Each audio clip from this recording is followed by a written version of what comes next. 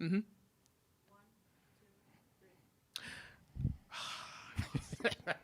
I keep just go because I keep doing my YouTube intro. Just go. Okay, fine. I'll do it. I'll just do my normal intro. Okay.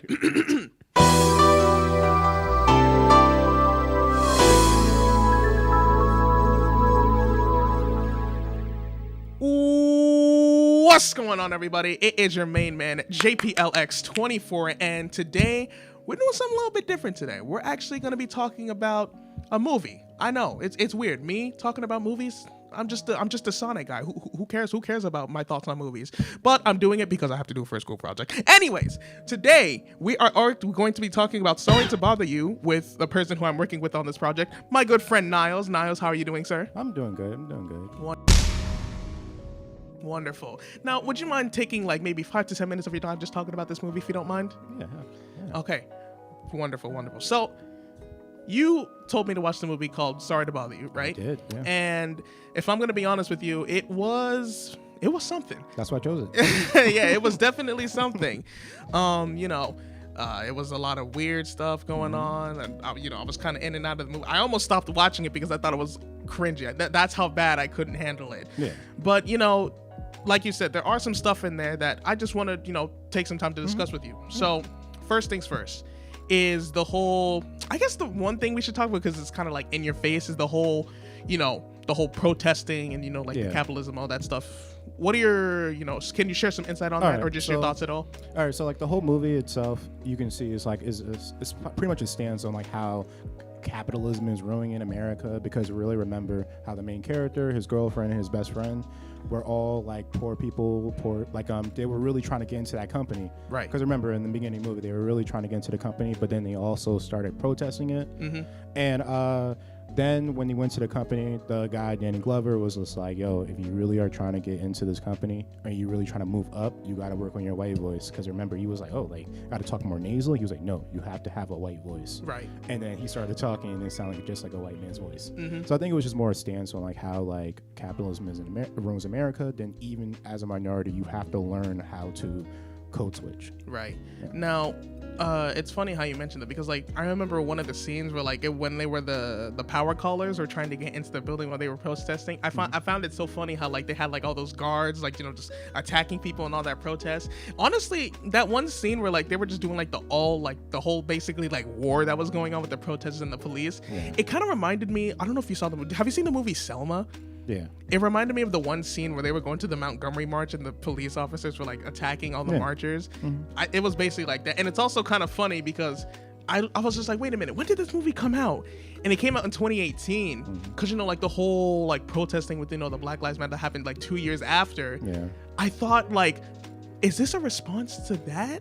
But it's just like, no, it came out before. So it's kind of like a precursor to like what was going on there. You also have to remember, like, there has been multiple events like that sadly happened. Like, really? You had, like, Frugal Station, which was the guy, Oscar Grant. Then you had Trayvon Martin. So you had all these moments in Black history where you had to, like, where we were protesting. It's been a lot of marches. Like, even I remember my mom going to, like, an education march in Trenton, like, a few years back. I think, like, 2010, 2009 or something like that. But they were trying to get more funding to inner city schools. So it's always been protests. I think it was just more in the fact that, like, it really kind of hit because of the fact that we had to fight a lot. Right. Yeah. Yeah, that's definitely one way to think about it. Now, when it comes to, let's talk about, you kind of already mentioned the white voice, but there's something else I want to bring up, and that's the whole scene where, remember the one part when he went to like one of those meetings with like the CEO or whatever the heck his name was. The guy with the eye patch? Yeah, no. It was the white dude who invited him to that party. Okay. And he, it basically, like he basically influenced them to whole rap and all that stuff.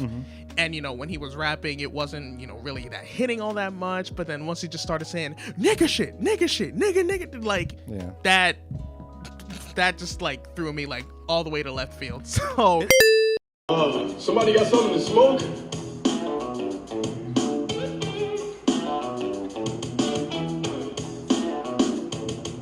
Nigga shit, nigga shit, nigga shit, nigga shit, nigga shit, nigga shit, nigga shit, nigga shit, nigga shit, nigga shit.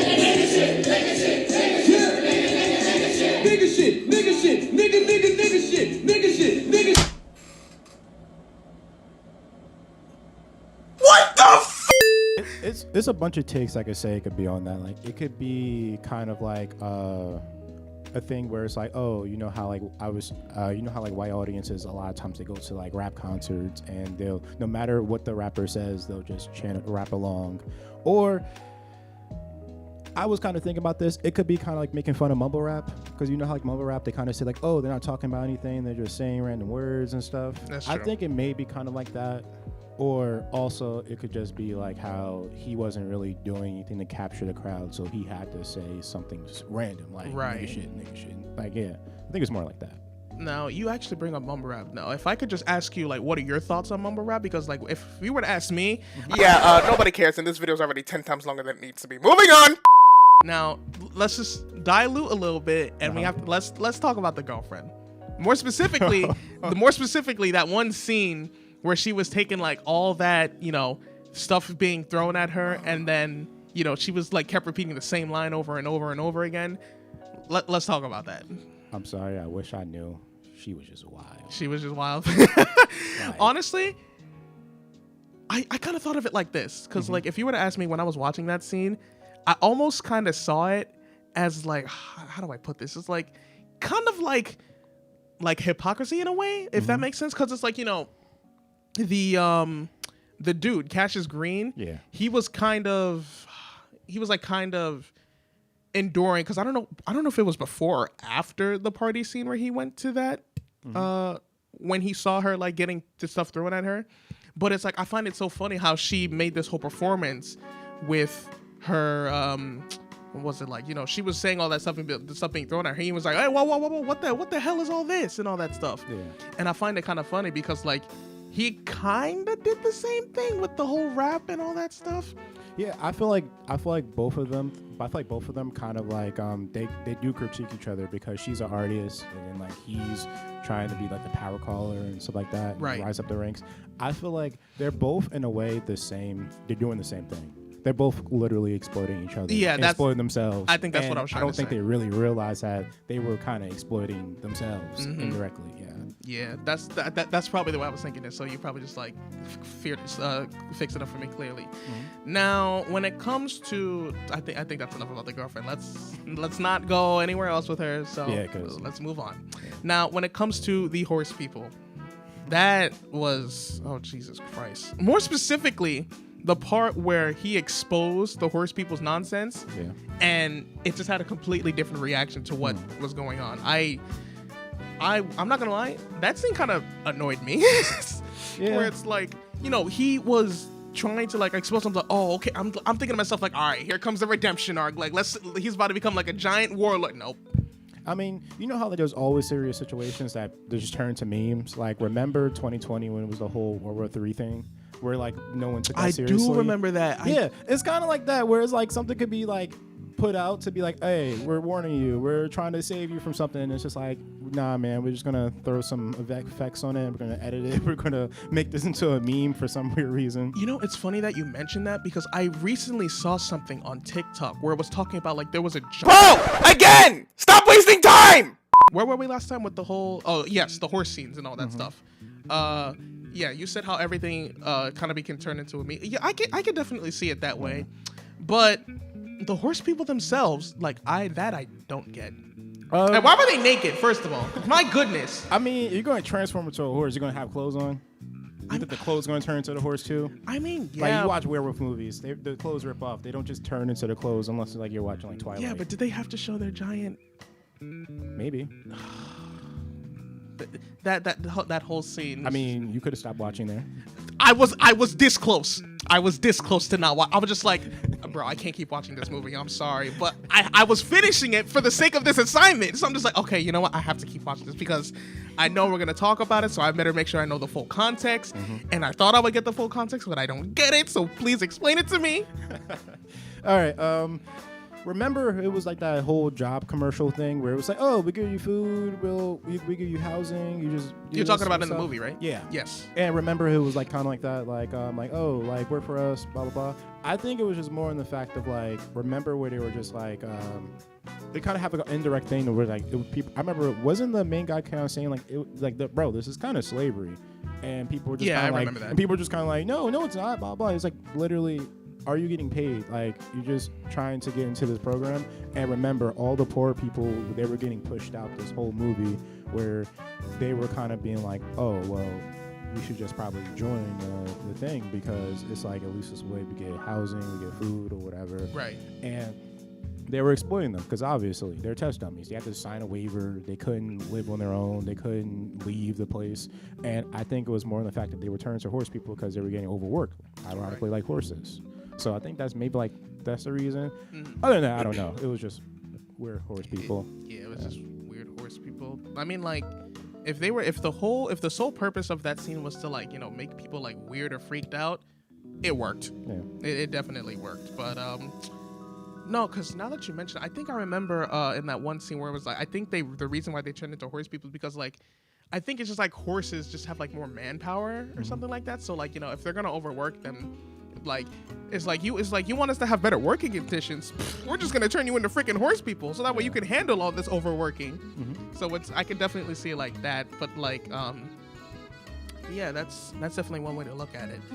I don't know, man. That whole movie. Oh my god! And the ending. Yeah. The ending made me so mad. I didn't like it at all. I was expecting him. Because I remember we speaking previously about this, and you were like, he shouldn't have been with her. He should have just left her. I mean, it's not the fact that he's still. I mean, to be honest, like, he probably should have left it. But here's the thing. I don't know about that whole, like, you know, that, because she did, you know, in a way, she did technically cheat. Because to some people, that would be cheating. You know, kissing another person. She was literally going to whoever had power. But it's nothing about her. Not what we were saying. No, but it's like, it's not the fact that he was still with her that bothered me. It was the fact that, like, I feel like he just shouldn't have turned at all, even though I should have expected it because he snorted that, you know, cocaine-like thing.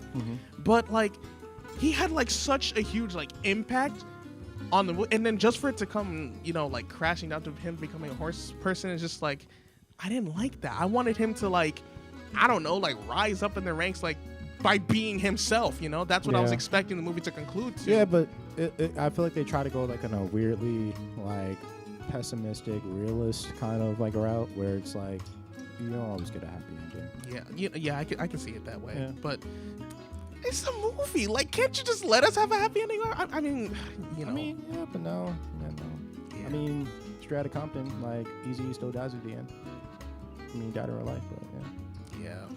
But unfortunately, I think that's all the time we have right now. Niles, thank you so much for joining me on this. Always a pleasure talking to you. No problem at all. Well, this is all the time we have right now. This is JPL signing out. I thank y'all so much for watching. Now say goodbye to the audience. Goodbye, audience. And I hope you all have a wonderful day. I don't.